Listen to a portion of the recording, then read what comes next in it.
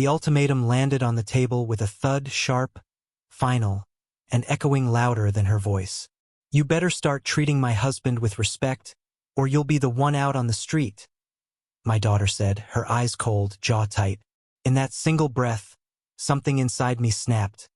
Not broken, but freed. 40 years of sacrifice, patience, and unacknowledged love compressed into a moment of stunning clarity. I didn't see a daughter defending her husband. I saw a stranger, standing in my kitchen, declaring war in the very house I'd built with my own hands. I smiled. Not the defeated grin of a man outnumbered, but the slow, steady kind of smile that comes when you realize you've finally stopped pretending.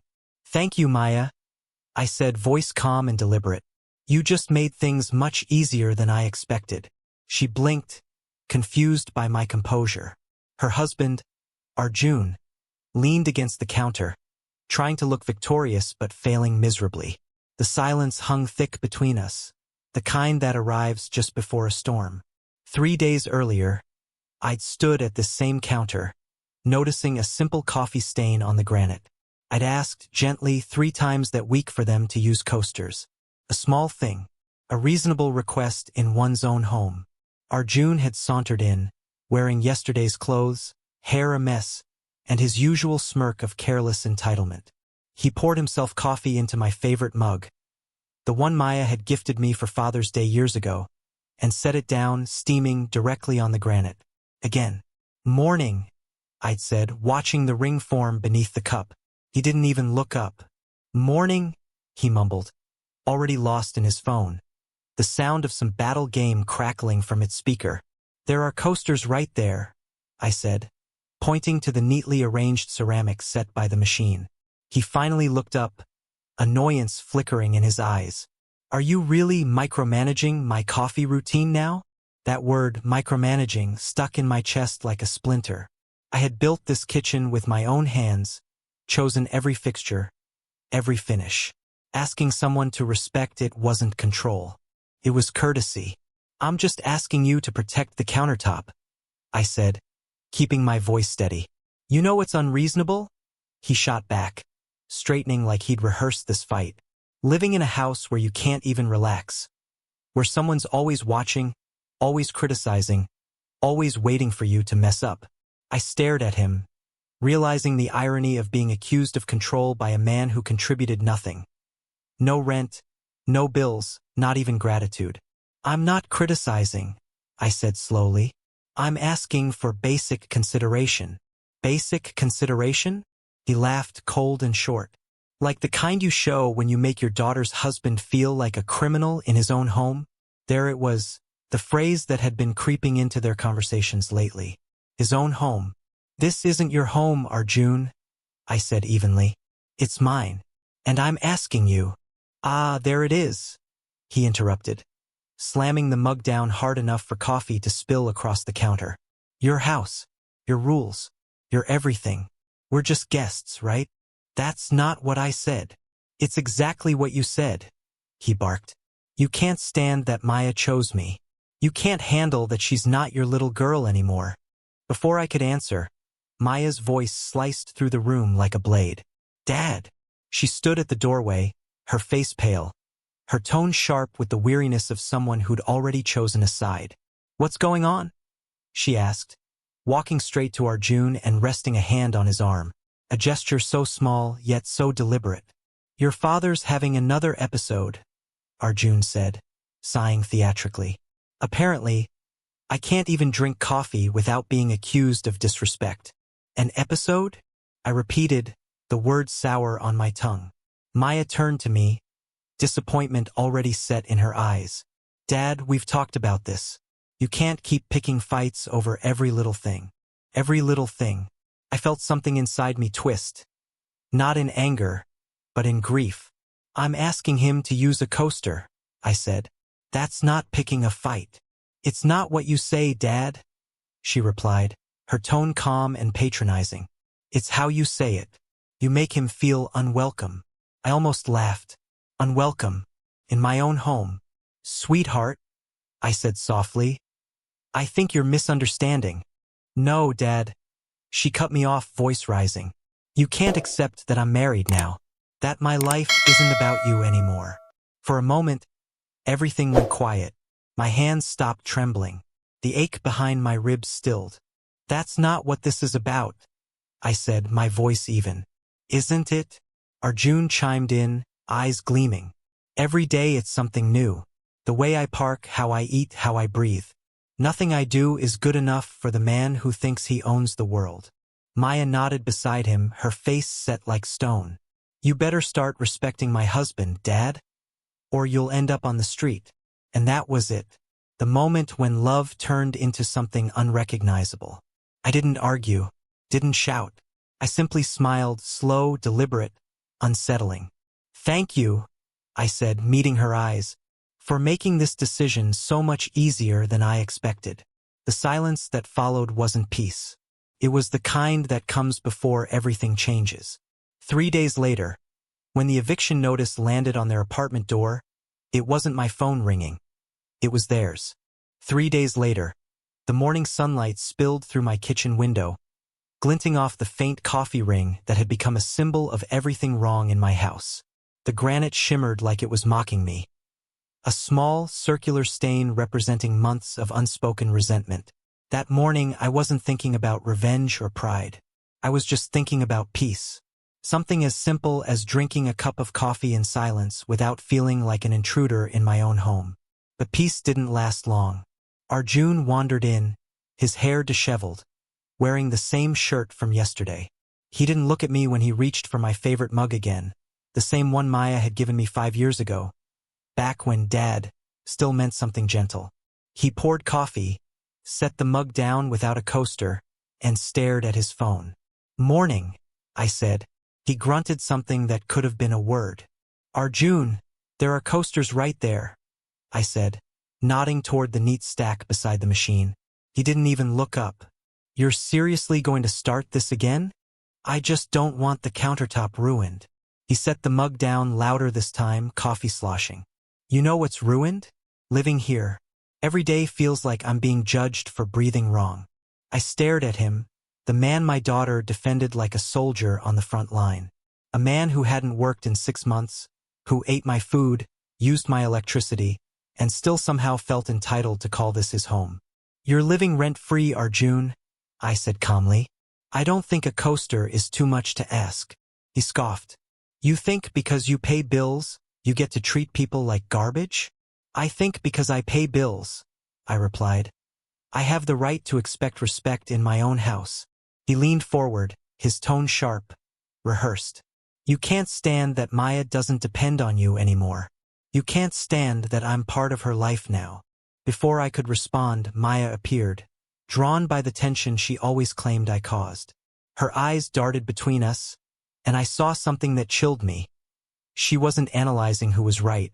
She was deciding how to protect him. What happened? She asked, moving closer to him. Your dad's having another one of his control fits, Arjun said smoothly. Apparently, coffee mugs are now a federal offense. Maya sighed, exasperated. Dad, please, not again. You can't keep doing this. Doing what? I asked. Asking for basic courtesy? It's how you ask, she replied, tone sharp. You always sound so hostile. Hostile. That word stung worse than any curse. I'd worked 2 jobs for years to raise her, put her through college, supported her wedding. And now, in my own kitchen, I was being accused of hostility for asking someone not to damage the countertop I paid for. I took a slow breath. Sweetheart, this isn't about tone. It's about respect. She crossed her arms, the same way her mother used to when she wanted to shut me down. Respect goes both ways, Dad. You've made Arjun feel unwelcome since the day he moved in. Unwelcome? I laughed softly. He's been living here rent-free for 6 months. He's eaten my food, used my car, and somehow made me feel like a guest. Dad, stop, she snapped. You can't keep acting like this. If you can't respect my husband, maybe you shouldn't live here. The words hit like a brick to the chest. For a second, I couldn't even breathe. Then I saw it, the flicker of satisfaction in Arjun's eyes, the quiet smirk he tried to hide. He'd been waiting for this moment, pushing buttons, waiting for her to say it for him. I looked at her, the daughter I'd loved more than life itself, and realized she didn't even see it happening. She believed she was protecting him from me, when in truth, she was protecting his comfort from her father's boundaries. "All right," I said quietly. "If that's how you feel, I understand." Her voice softened slightly. "Dad, please don't make this harder than it needs to be." "Oh, don't worry," I said with a strange calm settling over me. "You just made it much easier." I turned, walked toward the sink, and began to rinse my mug. The sound of running water filled the heavy silence. Behind me, I could feel their eyes on my back, confused, waiting for me to explode. But I didn't. I was done arguing. Something inside me had shifted. For years, I had tried to fix everything, to make peace, to hold the family together. But now, I realized some things aren't meant to be fixed. They're meant to be ended. I set the mug down gently and dried my hands. Then I turned back to them with a faint smile. "You've both made your positions clear," I said, "and I respect that. But remember one thing. This house may be full of memories, but it's still mine." Maya frowned. "What's that supposed to mean?" I met her eyes, calm and steady. "You'll understand soon enough." That night, while they slept peacefully under my roof, I drafted the letter that would change everything. And by morning, it was already signed. That night, while the house was silent and the world outside wrapped itself in darkness, I sat at the kitchen table with a pen in my hand.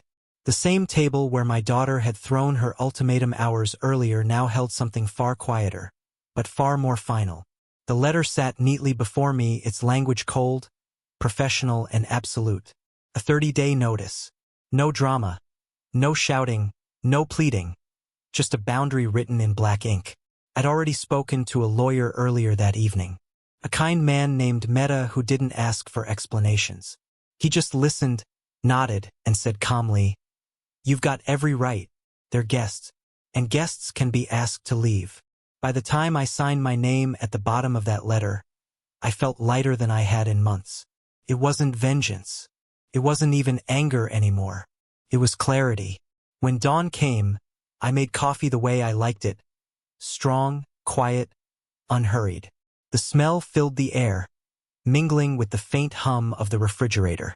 The peace was almost unfamiliar. Then I heard the creak of the stairs.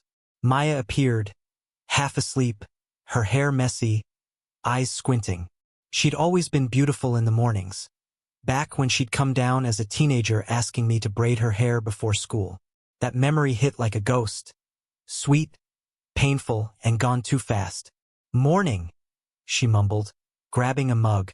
"Morning," I replied, sliding the eviction notice beneath a pile of unopened mail on the counter. Arjun followed a few minutes later, looking as smug as ever.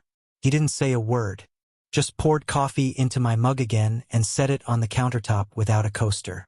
The sound of ceramic on granite was louder than usual, deliberate, defiant. I watched him. He watched me. And for the first time, I didn't correct him. I just smiled. That small, calm reaction seemed to throw him off more than any argument could have. He frowned, waiting for me to snap. But I didn't. Instead, I sipped my own coffee slowly, savoring the quiet victory of restraint. Later that afternoon, I went into the garage, opened a box labeled important, and took out a smaller envelope. Inside was the deed to the house, the culmination of 40 years of payments, sweat, and sacrifice. I looked at it for a long moment, then locked it away again. This wasn't about property anymore. It was about peace. That evening, I placed the eviction notice on the kitchen table, exactly where Maya had thrown her ultimatum. I didn't need to tape it to a door or make a scene. I just left it there, knowing they'd find it in the morning. When I woke up, the sound of chaos greeted me. Hurried footsteps, raised voices, disbelief turning into panic. "Dad, what the hell is this?" Maya shouted, storming into my room, the paper shaking in her hand. I looked up from my book. "A notice. You have 30 days. "You can't be serious," she snapped. "You're throwing us out? Your own family." "Family?" I repeated softly, closing the book. Is that what you call people who threaten to throw you out of your own home? Arjun stepped in behind her, his voice colder than hers. You're really doing this out of spite? Because I didn't use a coaster. No, I said, standing up. I'm doing this because for 6 months, you've disrespected my space, my effort, and my peace. The coaster was just a symptom. This is insane, Maya said, her eyes glossy with tears. You can't just. I can, I interrupted. And I already have. Arjun laughed. A short, nervous sound. You're bluffing. You wouldn't dare. Try me, I said quietly. The silence that followed was thick enough to touch.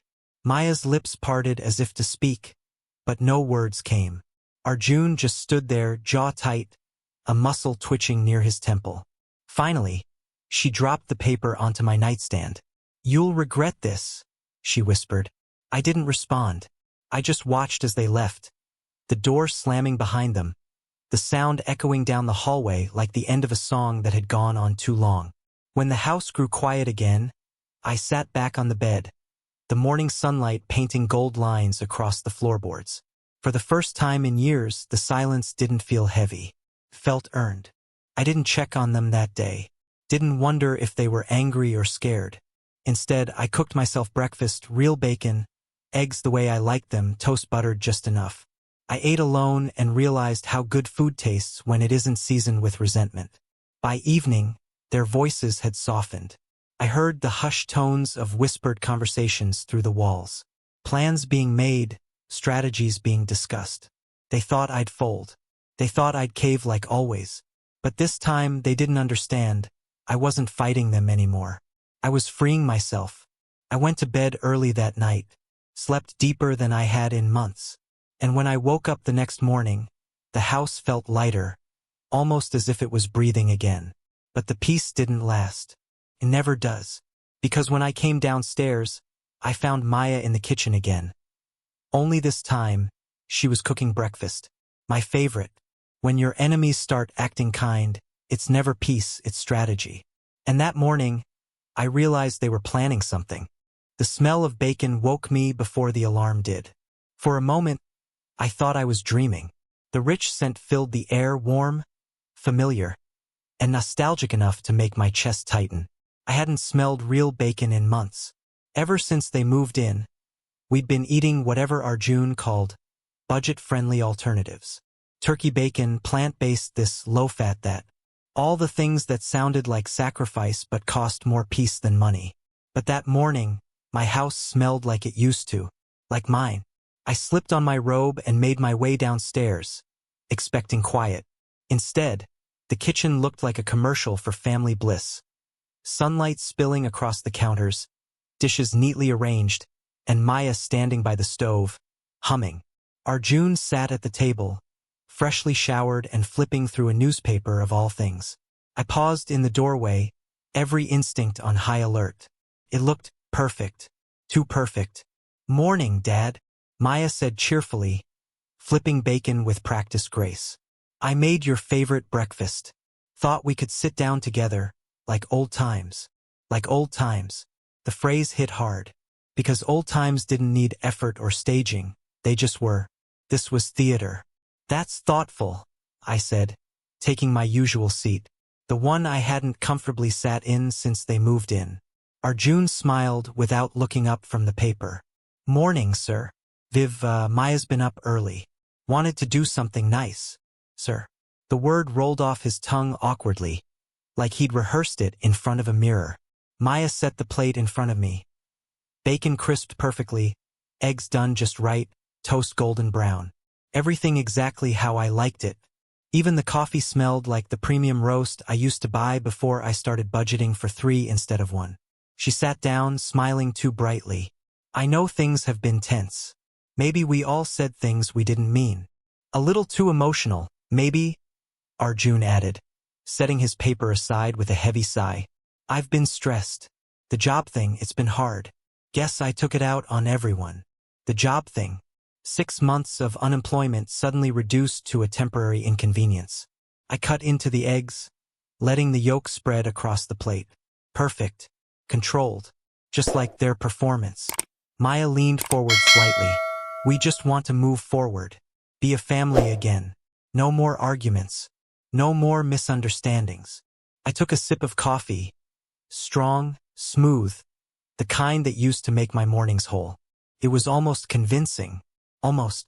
That's good to hear, I said, keeping my tone neutral. Because misunderstandings can be dangerous, especially when people forget who's actually being misunderstood. Her smile faltered, just for a second. Dad, we know this has been hard for you. Hard? I interrupted softly. No, sweetheart. Hard was raising a daughter alone after her mother left. Hard was working overtime for decades so you'd never need to worry about anything. This, I gestured at the breakfast spread. This is just inconvenient. She stared at me, her eyes flickering with something between guilt and calculation. We just want things to be normal again. Normal, I repeated, nodding slowly. Then let's start with honesty. Yesterday, you threatened to throw me out of my own home. Today, you're making breakfast. Which version should I believe? Dad, that's not fair, she whispered. I was angry. I didn't mean it. But you said it, I replied. And some words, Maya, can't be unsaid. They live in the walls long after the shouting stops. Arjun cleared his throat. Look, maybe we can all just forget what happened. You gave us 30 days, right? Let's use that time to figure things out together.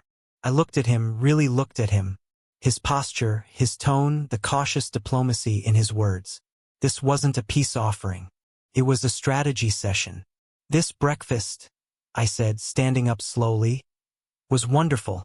Thank you both. Maya's expression softened. So, we're okay? I smiled. Of course we are. We can put yesterday behind us. Relief flooded her face. Too quickly. Too easily. Oh, thank God. I knew you'd come around. Yes, I said, picking up my plate. Right after we address what happens today. She frowned. What do you mean? I carried my dishes to the sink, washing them with deliberate calm. I said, you've got 29 days left. The words hung there, heavy and unshakable. Maya blinked, as if she hadn't heard me correctly. Dad, what? 29 days, I repeated, drying the plate. That's how long you have to find somewhere else to live. You can't be serious, Arjun said, his voice cracking slightly. One breakfast and you're still. I'm not angry, I interrupted. I'm just done. Maya's voice trembled. But we made breakfast. We're trying. Yes, I said, meeting her eyes. With my food in my kitchen, using my stove. You're trying to fix the consequences of disrespect with convenience. She opened her mouth to respond, but I didn't wait. I placed the cleaned plate back in the cabinet, wiped my hands dry, and turned toward the hallway. Behind me, the silence grew dense, the kind that comes when people realize they've lost control of a game they thought they were winning. When I returned to the kitchen an hour later, they were gone. Every dish washed, every crumb wiped. Even the smell of bacon had been erased. On the counter, a single note rested in Maya's handwriting. Dad, we're staying at Arjun's sister's place for a few days. We need time to think. This isn't over. I read it twice, folded it, and slipped it into my pocket. Of course it wasn't over. People like Arjun never gave up control. They regrouped, planned, came back stronger or at least sneakier.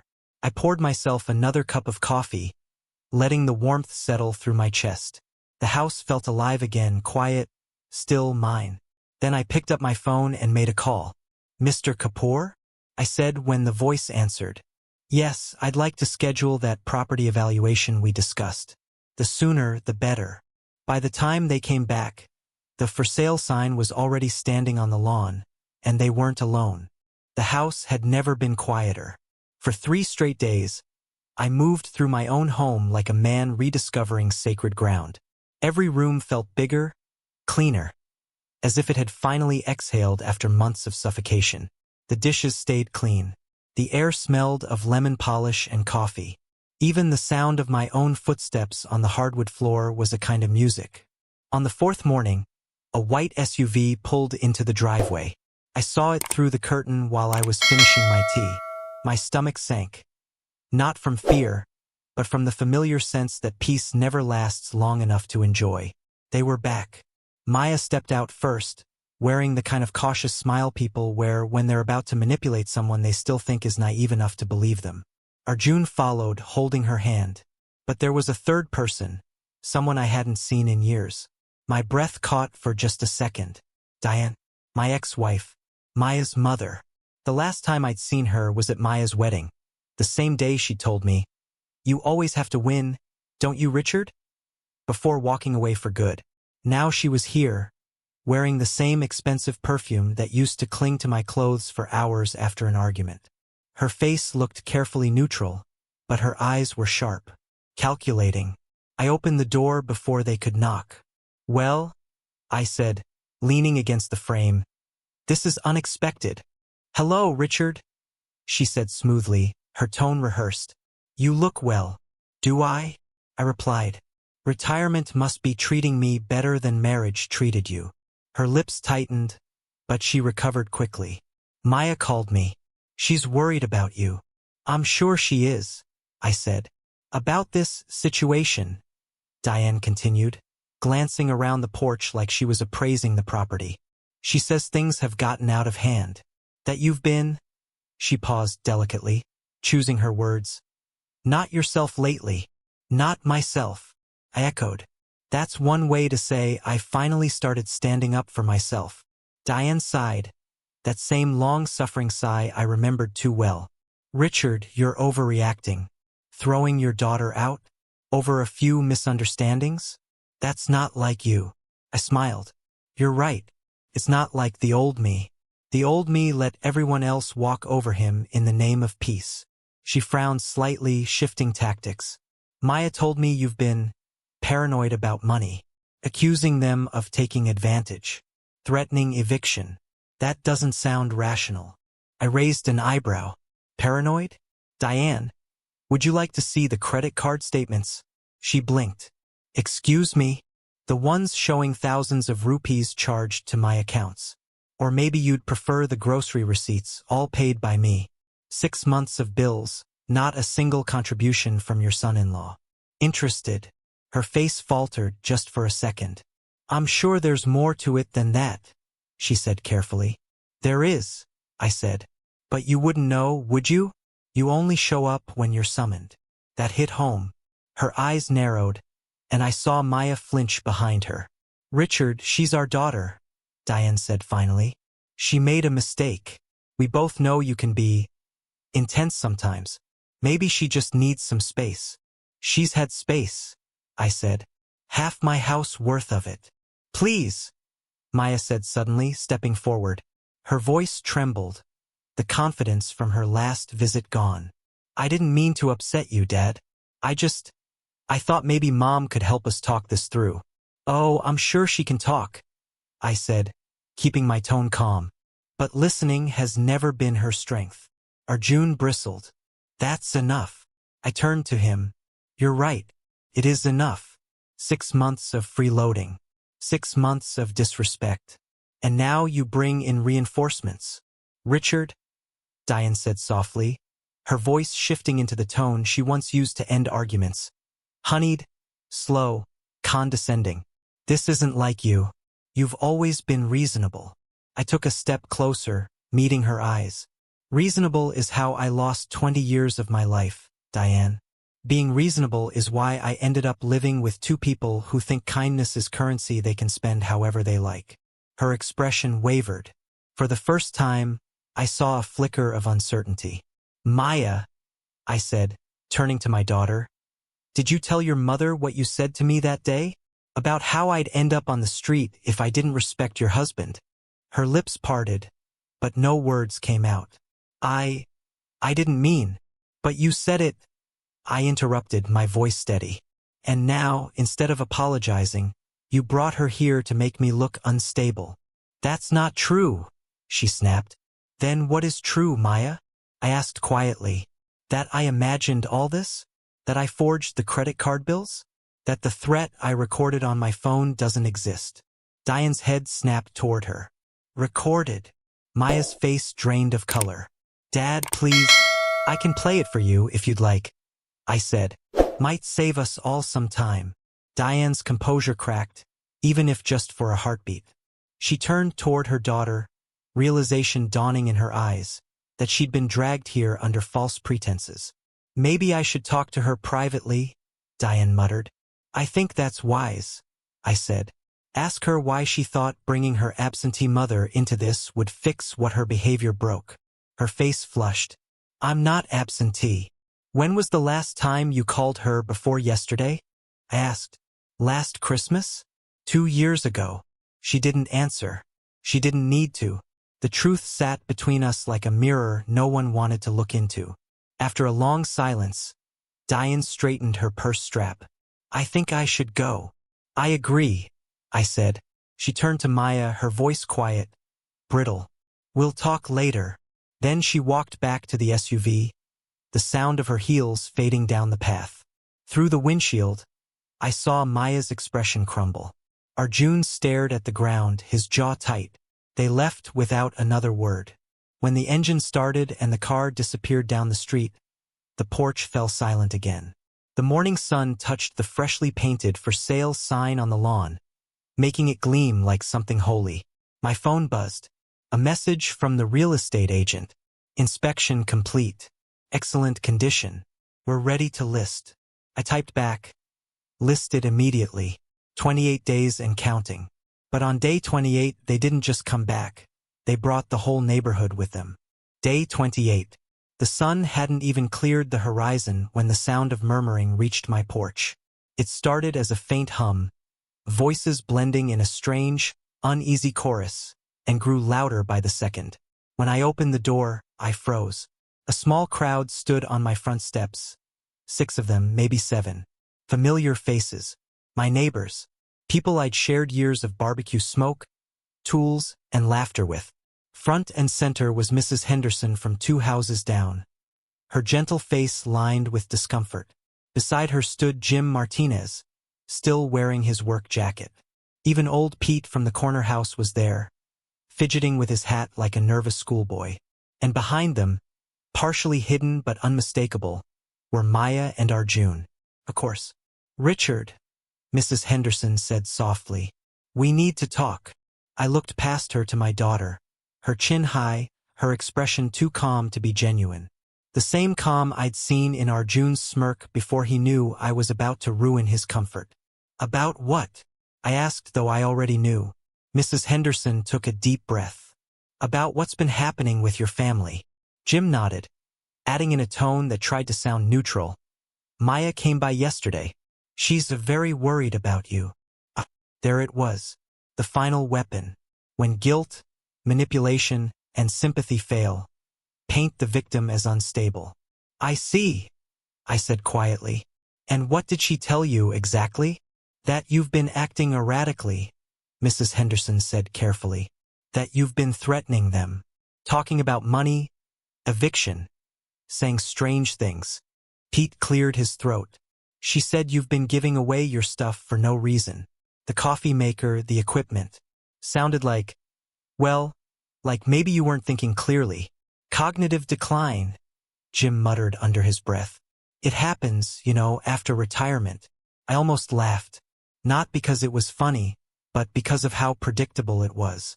They'd convinced my neighbors that I was slipping into dementia. I folded my arms, letting the silence hang. And you all believed this? Mrs. Henderson's eyes softened. We believe that sometimes people need help, Richard.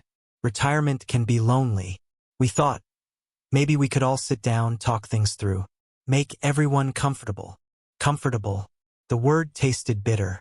That's what everyone wanted, comfort, even if it meant strangling the truth with good intentions. Behind them, Maya lowered her gaze, pretending to be embarrassed by the attention she'd orchestrated. Arjun placed a hand on her shoulder, the picture of the supportive husband. The performance was flawless. Almost. Well, I said slowly, if you're all here to understand, then let's make sure you have the whole story. I turned and walked back into the house.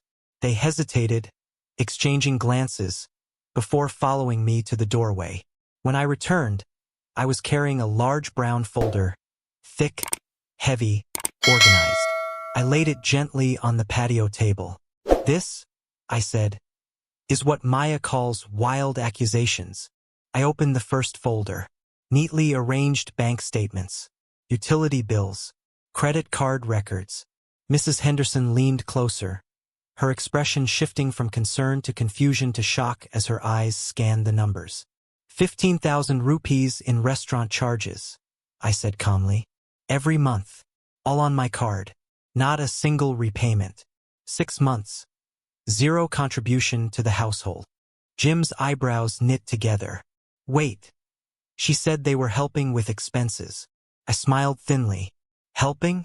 They were helping themselves. Pete muttered something under his breath, flipping a page over. His fingers trembled slightly, but I wasn't finished. There's more, I said, pulling out my phone. Would you like to hear the moment my daughter told me I'd be out on the street if I didn't respect her husband? Richard. Mrs. Henderson started, but I tapped the play button before she could finish. The audio filled the porch. My daughter's voice, clear, firm, and merciless. You better start respecting my husband, or you'll end up on the street. The silence that followed was absolute. Even the birds stopped. I watched their faces, the disbelief, the dawning horror. Mrs. Henderson's hand went to her mouth. Pete stared at the ground. Jim shifted uncomfortably, his expression darkening as the lie unraveled in front of him. Maya looked like she might faint. Arjun's jaw was tight, his face pale. I don't think there's much left to discuss, I said, slipping the phone back into my pocket. Mrs. Henderson turned toward Maya, her voice trembling. You told us he was losing touch. You said he was threatening you. Maya stammered, her voice small now. I didn't. You don't understand. We understand perfectly, Jim said flatly. You used us. One by one, they started to leave. Mrs. Henderson gave my shoulder a gentle squeeze, her eyes full of shame. I'm so sorry, Richard. We didn't know. It's all right, I said softly. You do now. Jim nodded stiffly. Pete just muttered something that sounded like an apology before shuffling off. Within minutes, the crowd had scattered, leaving only the three of us on the porch, me, Maya, and Arjun. The silence that followed was heavier than any argument we'd ever had. You turned them against us, Maya said finally, her voice cracking. I shook my head. No, I told them the truth. You turned them against yourselves. Arjun stepped forward, desperation creeping into his tone. We have nowhere to go. You have exactly where you had before you came here, I said quietly. Wherever that was. Dad, please. You brought my neighbors to my door, I said, my voice steady. To pressure me into submission. You turned people I've known for 20 years into weapons. And now you want mercy. Tears filled her eyes. We're desperate. Yes, I said, meeting her gaze. And that's exactly what you should be. I stepped inside, hand on the door. You have 2 days left. Then I closed it. Through the window, I watched them stand there for a moment, defeated, hollow. Then they turned, walking slowly toward their car, two silhouettes shrinking in the fading light. The porch creaked as I leaned against the frame, watching the taillights disappear. For the first time, I didn't feel angry, or sad, or even relieved. I just felt done. The next morning, a single note was left under my windshield wiper, and when I saw whose handwriting it was, I realized the story wasn't over yet. The next morning, the world was unnervingly still. No birds, no distant lawnmowers, no cars. Just the faint rustle of wind against the curtains. The kind of silence that comes after a storm or before the next one. When I stepped outside, I found a small white envelope tucked beneath my windshield wiper. It wasn't sealed, just folded carefully. Like someone couldn't decide whether to send a letter or surrender. My name was written across the front in familiar handwriting. Maya's. For a moment, I just stood there, staring at it. Then I unfolded the paper. Dad, we know you've made up your mind, but please hear us out. We didn't mean for things to go this far. We can fix this. We can still be a family. Please call us. M. No apologies. No acceptance. Just negotiation. I crumpled the note in my fist, then smoothed it out again. A part of me still wanted to believe that maybe, just maybe, she'd come to her senses, that she'd realized what she'd lost. But the line, "we can still be a family," wasn't love. It was leverage. When people like Arjun feel control slipping, they don't repent, they reframe. They rewrite the story until they're the ones saving it. I didn't call. Instead, I spent the day packing the things that truly mattered: old photographs, the record player Maya used to dance around as a child, the watch my father left me when he died. Every box sealed was a chapter closed. By evening, the house looked half empty. Echoes clung to the corners like forgotten dust. That's when I saw the car again. Same white SUV, creeping up the driveway like a ghost that refused to rest. I didn't move. I just watched from the living room window as they stepped out. Maya first, then Arjun, both looking far less confident than the last time. She carried something in her hand. A business card. I opened the door before they could knock. "Dad," she said softly, "can we talk?" "I think we've talked enough," I replied. She swallowed hard, holding out the card. "It's from the real estate agent. Please call her. She said maybe you can work something out." I took the card, flipped it over. On the back, in her handwriting, were the words, "Please, don't sell the house. We'll figure this out." I looked up. "You want me to keep the house you both tried to take from me? That's not fair," she said, her voice trembling. "We made mistakes, I know that. But we're trying." "Trying?" I interrupted. "You tried lying. You tried guilt. You even tried bringing my neighbors here to label me insane. None of that worked. So tell me, Maya, what exactly are you trying now?" Arjun stepped in, his tone tight, controlled. "Look, things got out of hand. Everyone said things they didn't mean. Let's not throw away everything over pride." "Pride," I repeated slowly, letting the word linger like smoke. "You think this is about pride?" He crossed his arms, defensive now. "You're being cruel, Richard. She's your daughter. She loves you. Love doesn't threaten," I said coldly.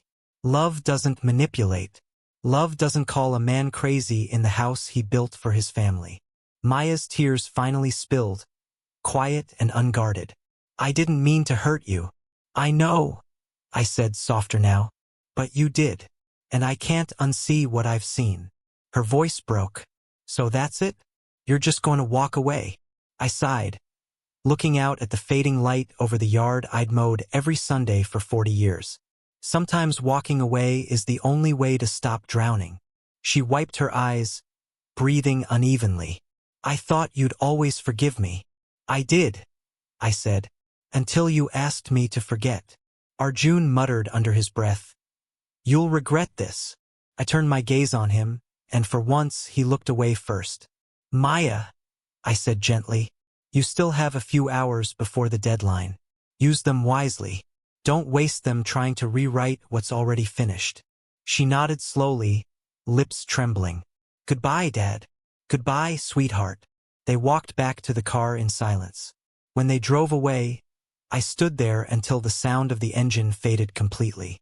Then I looked down at the business card in my hand, Henderson Realty printed neatly across the front. I tore it into small, perfect pieces and let the wind scatter them across the lawn like ashes. Some things aren't meant to be rebuilt. They're meant to be survived. That night, I called my brother in Arizona. "Michael," I said, when his warm voice answered, "That guest house of yours still available?" He laughed, deep and easy. "You're finally ready?" I smiled for the first time in weeks. "Yeah, I think it's time to start over." But the next morning, something strange happened. A knock on the door that shouldn't have come, and a voice I hadn't heard in years. I'd already made peace with leaving. The papers were signed. The deal was moving faster than expected. Within a week, the house that had carried 4 decades of my life would belong to someone else. I thought that would hurt more than it did. But strangely, it didn't. Some endings come not with grief, but with clarity. When a house stops feeling like a home, it's already gone, you just haven't packed yet. I woke up early that final morning before sunrise. The air was cool, the kind that smells like change. My packed boxes stood neatly by the door, labeled and taped, waiting for a future that finally felt like mine. I made one last cup of coffee, black and quiet, and stood by the window, watching the sold sign tilt slightly in the breeze. Then came the knock. 3 sharp taps. Not hesitant, not angry, just final. I opened the door expecting a courier, maybe the realtor. Instead, a man in a crisp gray suit stood there, holding a small envelope. "Mr. Mehra?" he asked. "Yes. I'm from Sharma and Associates. I represent your daughter, Mrs. Maya Arjun." I almost smiled. "Of course you do." He handed me the envelope. "She asked that I deliver this personally. No legal notice, just a letter." "Thank you," I said, taking it. He nodded once and walked away without another word. For a long time I just stared at it. My name, written in her familiar hand again. Softer this time, uneven, like she'd been crying while writing it. I opened it slowly. "Dad, you don't have to forgive me, but I want you to know I understand now. You were never angry, you were tired. I thought love meant protecting people from pain, even if that meant lying to them. I see now that love is facing the truth, even when it hurts. I'm sorry for every word, every silence, every moment I made you feel small in your own home. We found a place. It's not much, but it's ours. Maybe one day, when we've learned what respect really means, we'll visit again, not to stay, just to say hello. Love, Maya." I read it twice. The first time as a father. The second time as a man who'd finally learned the difference between forgiveness and permission. There were no tears, no grand swell of emotion, just a quiet acceptance. The kind that comes when the storm finally stops asking for attention. I folded the letter and placed it in my jacket pocket. Then I did something I hadn't done in years. I walked through the house one last time, not as a prisoner of memories, but as a guest saying goodbye. The hallway where Maya took her first steps. The kitchen that had witnessed both laughter and war. The porch where my neighbors once stood, judging what they didn't understand. Every corner whispered its goodbye. Outside, the moving truck waited. I locked the front door, once, twice, then set the keys gently in the realtor's envelope taped beside the mailbox. The wind tugged at the trees, and for the first time, it didn't sound lonely. As I climbed into my car, I looked back at the house. Not with regret, but with gratitude. For everything it taught me, for everything it took to make me finally free.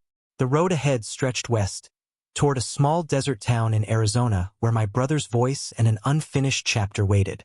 I turned the ignition, and for the first time in years, the silence inside me wasn't heavy. It was peace. But as I drove away, something caught my eye. A figure standing at the far end of the street. Maya. She wasn't waving, and I didn't stop. We just looked at each other across the distance. Father and daughter, separated not by anger anymore, but by understanding. She mouthed 2 words. I could read them even from the car window. "Thank you," and I smiled. A real one, the kind I hadn't felt in years. Because sometimes walking away isn't the end. Sometimes it's the only way home. Every story leaves a ghost behind. Sometimes it's not in the house, but in the people who finally learn to let it go.